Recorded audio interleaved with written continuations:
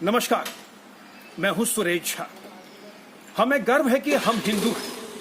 हिंदू अपनी आन बान शान के लिए पहचाना जाता है। हिंदू वो होता है जो अपने धर्म के लिए मर जाता लेकिन झुकता नहीं। हजारों सालों से हमारे देश पर मुस्लिम अखरातों ने हमला किया, इसे इस्लामिक कंट्री बनाने की कोशिश की, लेकिन हिंदुओं ने उनके सामने हथियार नहीं डाले। उसी की एक बानगी आज इंडोनेशिया में देखने को मिली है। इंडोनेशिया के पहले पूर्व राष्ट्रपति सुकर्नो की बेटी सुकमावती सुकर्नो ने आखिरकार इस्लामिक धर्म को छोड़कर हिंदू धर्म अपना लिया। आखिर इसकी वजह क्या है? आखिर उन्होंने हिंदू धर्म क्यों अपनाया है?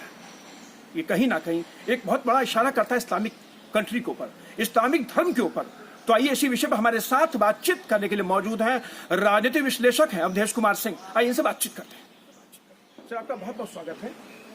सर, इंडोनेशिया के पूर्व राष्ट्रपति, जो पहले पूर्व राष्ट्रपति थे, सुकर्नो, उनकी जो बेटी है जो 70 साल की है, जो पीएनआई की एक संस्थापक भी है, एक दल है, उसकी बेटी ने इस्लाम धर्म को छोड़कर हिंदू धर्म कबूल किया है। क्या कहेंगे इसको लेकर आप? क्या वजह है इसकी? इसका वजह ये है कि आपके चैनल के माध्यम से मैं जनता को भी इस बात को आगाह करता हूँ, इसलिए कि जनता धर्म के बारे में कुछ ज़्यादा विशेष पढ़ते नहीं हैं, अपने भी नहीं पढ़ते हैं, अपने बच्चों को भी पढ़ने नहीं देते हैं। और इसी का नतीजा है कि सनातन संस्कृति का जो विनाश हुआ, उसका कारण भी यही है।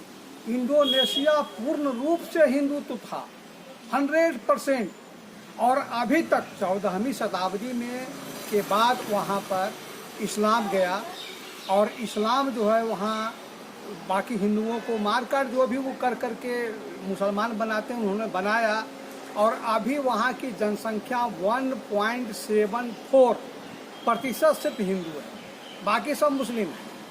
हुआ ये क्या कि इस दुनिया में मात्र जो कहते हैं भी 7 धर्म है, 10 धर्म है, 20 धर्म है, नहीं, मुख्य रूप से 2 ही धर्म है। एक वो धर्म है जो मूर्ति तोड़ता है, और एक वो धर्म है जो मूर्ति पूजता है। बस मात्र 2 ही धर्म है। इब्राहिम, जो धर्म इब्राहिम के चलते जो 3 धर्म बना, यहूदी, ईसाई और इस्लाम, जो आपस में भी लड़ते हैं, लेकिन वो तीनों जो धर्म है वो मूर्ति को तोड़ने वाले हैं। इब्राहिम ने भी अपने मूर्ति को तोड़ा है, और हजरत मोहम्मद ने तो मक्का में 360 मूर्ति तोड़ी, आज भी इसका इतिहास इसका गवाह है। और एक मूर्ति पूजने वाला सनातन संस्कृति से आती है। सनातन संस्कृति भी 4 भागों में बटी, जिसको आप हिंदू कह सकते हैं। एक सिख हुआ, बौद्ध हुआ, जैन हुआ, लेकिन सनातन संस्कृति पर सिर्फ इस्लाम का ही नहीं रहा थी। सबसे पहला हमला तो भगवान बुद्ध ने किया। भगवान बुद्ध ने कहा कि आत्मा परमात्मा, जो कि सनातन संस्कृति का मूल स्रोत है, उसी को मानने से इनकार कर दिए। वेद को उन्होंने नहीं माना, राम के अस्तित्व को नहीं, राम को पूजते थे, राम के अस्तित्व को मानते नहीं थे। इस तरह का पहला हमला बौद्ध किया, दूसरा हमला ईसाई लोग करने लगे, और 712 के बाद जो इस्लाम का हमला आज तक चलता आ रहा है वो चलता आ रहा है। लेकिन परिणाम क्या हुआ? आज संपूर्ण यूरोप में ईसाई धर्म लगभग छोड़ चुका है। आधा जनसंख्या के लोग नहीं ईसाई धर्म को मानते हैं, किसी धर्म को नहीं मानते हैं। लेकिन जिनको धर्म की जरूरत है, कि धर्म के बिना वो जी नहीं सकते हैं, बगैर कोई रोक, बगैर कोई दबाव के आज सनातन संस्कृति के लोग, वहाँ की महिला, वहाँ का पुरुष बहुत तेजी से कर रहा है। इसका उदाहरण यहाँ है इंडोनेशिया का। इन्होंने स्वतः अपने कहा है कि मैंने 10 वर्ष से लगातार सनातन संस्कृति को पढ़ा है, और सनातन संस्कृति के पढ़ने के बाद ये निर्णय लिया। इनको 3 बच्चा है, सुकर्मा देवी का 3 बच्चा है, 3 बेटा है। तीनों बेटा ने सहमति दे दी कि ठीक है, जबकि मुस्लिम में सहमति नहीं दिया जा सकता। मुस्लिम में तो है कि अगर मुस्लिम दूसरे धर्म को कबूल करता है तो उसका सजा कत्ल है, कत्ल से कम उसकी सजा है ही नहीं।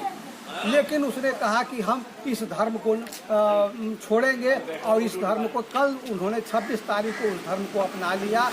ये बहुत बड़ी अच्छी बात है कि बिना कोई दबाव, बिना किसी भी, लेकिन किसी भी राष्ट्र का, इतने बड़े नेता का इस तरह से धर्मांतरण करना एक बहुत बड़ा इशारा सनातन संस्कृति की ओर कर रहा है कि तुम आज न कल जीतोगे इस दुनिया को। यानी हिंदू धर्म को लेकर जो भ्रांतियां फैली हुई थी, आज कहीं ना कहीं इंडोनेशिया में जो सामने जो आया है, उससे साबित होता है कि हिंदू धर्म जो है अपने आप में बहुत ही कट्टर धर्म है और उसके प्रति लोगों में काफी गहरी आस्था है। देखिए, हिंदू धर्म कट्टर तो हम नहीं कहेंगे, इसलिए कट्टर अगर रहता तो इसकी हाल ही नहीं होती। लेकिन यह बात जरूरी है कि ये दयालु इसके हृदय में इतनी तीक्ष्ण होते लगभग 1000 वर्ष तक इसके गले पर तलवार चलता रहा। और अभी तो YouTube में आते हैं जो कहते हैं, क्या कहते हैं हम नहीं, इसका प्रमाण हम नहीं दे सकता हूं, लेकिन कहा कि धर्म के नाम पर आज तक दुनिया में 27 करोड़ लोग मारे गए हैं, जिसमें 7 करोड़ हिंदू मारा गया और 1 करोड़ बुद्धिस्ट मारा गया है आज तक ले। तो अब सवाल इतना तो नहीं है, लेकिन हाँ, सनातन संस्कृति वाले लोग में एक चीज़ है कि इसने गला दिया लेकिन धर्म को जल्दी कबूल नहीं किया।